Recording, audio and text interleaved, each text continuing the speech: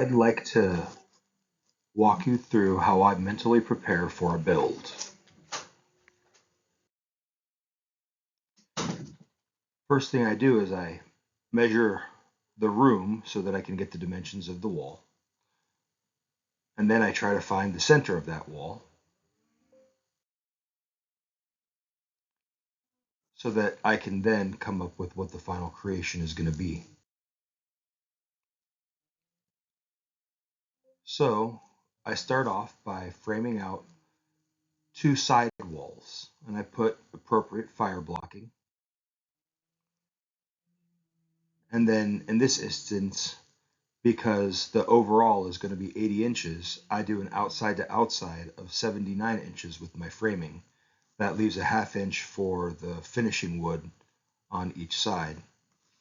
Now, the reason that 44.5 is an important measurement is because if you were to put a 2x4 across there, it's going to be able to grab studs on the wall, connecting the two side pieces together and cementing your 79 inches out to out. But also it's going to be able to support where your mantle is going to go. So down the road as you're building, it's a good idea to always put a 2x4 going across here. This is what I mean. First one attaching to the wall, and then one attaching the two walls together. At the same 44.5, you're going to go ahead and split your front wall. You see you have another wall that goes here inside. So this wall would be 72 inches. If you go 79 inches minus 7, that would be the 72 inches on the inside of this wall.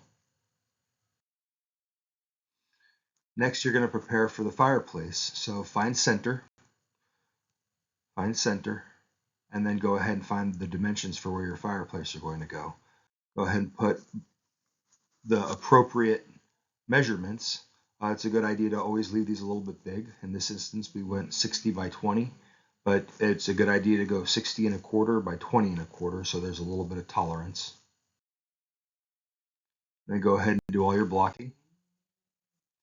This one doesn't have an extruding mantle. If it did have a mantle, then the blocking would be a little bit different. We would put a cantilever so this would connect. They always connect, so it does help with the structure. But right now, all we needed to do is just sit the area for our sound bar. So then we're going to build the sound bar out of 3/4 inch material. Right? We're going to try to make it mirror the opening of the fireplace. We're going to set it in place, and then we're going to frame around it.